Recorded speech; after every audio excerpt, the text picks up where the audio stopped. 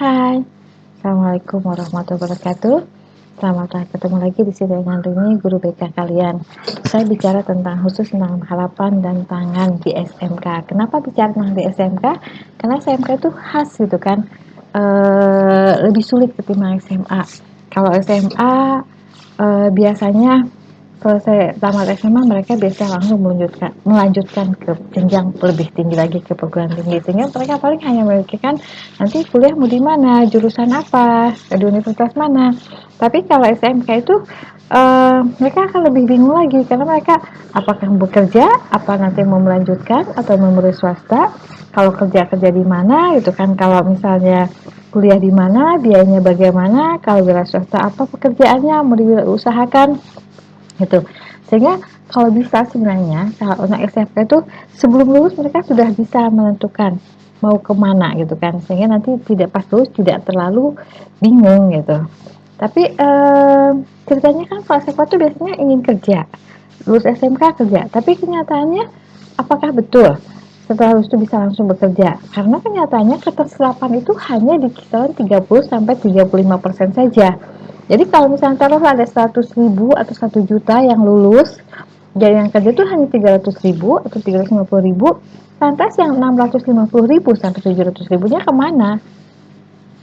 Nah, bagaimana menjawab tantangan tersebut? Apakah membuat perusahaan-perusahaan? Kan tidak mudah membuat perusahaan itu. Jadi sebenarnya kalian sebagai anak SMK harus bisa membuat apa sih? Membuat terobosan bagaimana caranya kalian berwirausaha sehingga tidak terlalu mengandalkan bekerja. Jangan sampai kalian jadi pengangguran gitu kan. Karena di seluruh Bandung saja ada 140 SMK. Bayangkan 140 SMK. Kalau satu SMK itu ada 500 murid misalnya, berarti 500 murid kali 140. Nah, yang lulus tuh setiap tahun seperti itu misalnya. Nah, apalagi kalau di Jawa Barat ada 1281. Kalau misalnya perusahaan di Cengkareng mencari karyawan misalnya, tentu kalian bukan hanya orang Bandung saingannya, tapi juga dengan seluruh Jawa Barat, dan itu sangat banyak sekali saingan kalian. Sehingga apa sih yang harus kalian lakukan agar kalian bisa bersaing dengan yang lain? Pertama adalah meningkatkan kemampuan bersaing kalian. Kalian harus giat, harus gigih, harus belajar dari Senggalang agar kalian punya kemampuan bersaing. Nilai raport kalian bagus, nilai UN kalian bagus gitu. Karena nanti kan akan dilihat nih yang kerja saat minimalnya nilai UN seperti ini, atau rapotnya rata-ratanya sekian sekian sekian, itu akan dilihat gitu kan. Nanti barulah diterima disaring. Kalau misalnya di bawah itu ya kalian mungkin ya bekerja sih, tapi mungkin tidak sesuai dengan harapan kalian. Kalau pekerjaan-pekerjaan yang misalnya ingin UMR ya pastilah ada persyaratannya. Tapi kalau pekerjaannya ya tidak mensyaratkan hal tertentu ya mungkin di bawah UMR, itu sih pilihan buat kalian gitu kan.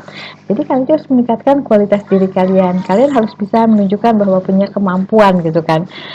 Baik secara teori maupun secara praktek. Jadi jangan sampai nanti pas kalian di praktek diminta ini ketika mau tes masuk pekerjaan, kalian bilang aduh ini dulu nggak belajar, aku nggak bisa nggak bisa seperti itu.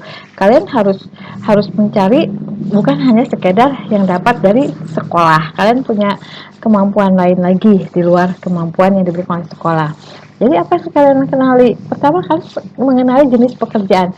Kalian ini misalnya kuliah di sekarang ambil kalau TKJ, kalian harus kenal nanti kalau TKJ tuh kerjanya di mana ya, jenis pekerjaannya apa ya gitu kan, perusahaan yang ada apa aja ya gitu kan, dan kira-kira yang masih memerlukan karyawan kira-kira di mana sih ya gitu kan, itu harus kalian kenali dari sekarang gitu kan. Kemudian kan juga harus tahu persyaratan minimal kalian TKJ atau akuntansi atau TKR, kalian harus tahu nih nanti kalau saya kerja apa sih persyaratan minimalnya. Biasanya nilai kalian apa, kemudian yang lain lagi, kemudian kemampuan teorinya. Nanti ketika ini kalian akan diminta untuk prakteknya juga gitu kan. Jadi kalian nanti harus bisa teori maupun prakteknya. Dan yang lainnya adalah sikap mental. Sikap mental itu apa sih? Jadi kalian harus bisa menunjukkan sikap bahwa kalian adalah pejuang, kalian adalah siap bekerja, bukan untuk berleha-leha gitu kan. Dan kan mengenai pesaing kalian, kalian lihat pesaing kalian kalau misalnya secara teori mungkin dari negeri akan lebih banyak lah gitu kan, mereka biasanya pinter-pinter karena masuk negeri, tapi kalau misalnya secara praktek biasanya kalian bisa lebih mengungguli. Dan nanti perusahaan itu kan teori hanya pertama, tapi nanti ada praktek, jadi kalian harus bisa mengenali oh siapa sih pesaing-pesaing kalian dan apa yang bisa dikalahkan dari mereka, kemudian kalian tentukan langkah-langkahnya dan bagaimana sih kalian bisa caranya biar bisa ini. Oh saya harus misalnya saya punya sertifikat apa gitu kan, kalian punya, jangan hanya punya ijazah saja, kalian punya sertifikat pernah pelatihan apa, kalian punya kemampuan apa gitu kan, sehingga nanti kalian diperhitungkan. Nah jenis pekerjaan itu sesuai dengan jurusan atau kadang-kadang banyak sekali yang tidak sesuai dengan jurusan. Nah tergantung kepada kalian apakah kalian akan memilih hanya mencari yang sesuai dengan jurusan atau tidak, itu juga dikembalikan kepada kalian. Apakah kalian akan berdamai dengan keadaan atau kalian akan berjuang untuk mencapai yang kalian cita-citakan. Itu juga sesuai dengan pilihan kalian gitu kan. Tapi kualifikasi yang diminta baik secara administrasi maupun keterampilan itu juga perlu kalian pertimbangkan. Jadi kalau misalnya ya seperti tadi bilang, setiap perusahaan pasti punya kualifikasi yang berbeda, pasti punya persyaratan berbeda-beda dan kalian harus mengenali itu. Kalian tahu secara umum nanti perbedaannya apa. Kemudian daerah di mana perusahaan itu juga berada, kalian harus bisa mengenalinya. Jangan sampai nanti kalian melamar tapi kemudian kalian lamar di website, kemudian cari alamatnya ternyata alamat itu tidak ada. Sekarang kan zamannya mudah, kalian tinggal searching misalnya alamat itu, kemudian nanti kita cari di Google Map-nya, ternyata kok tempat kosong misalnya seperti itu, oh ternyata ruko, oh ternyata. Jadi kalian bisa lihat oh perusahaannya, oh ya perusahaannya bagus, oh perusahaannya keren, jadi kalian oh perusahaannya keren. Kalau misalnya penampilannya itu keren, berarti kalian harus memperkirakan kemampuan kalian untuk bisa masuk ke sana. Nah, kalian juga harus mengenali pesaing-pesaing kalian. Siapa sih pesaing kalian? Pertama adalah sesama lulusan SMK swasta satu jurusan. Kalian perhatikan di sekitar kalian. Sekarang sekitar sini ada berapa sih SMK? Yang satu jurusan yang kalian berapa sih? Yang lulus tahun ini berapa sih? Nah, kalau misalnya sekarang kalian cari kira-kira perusahaan mana sih? Berapa sih perusahaan gitu kan?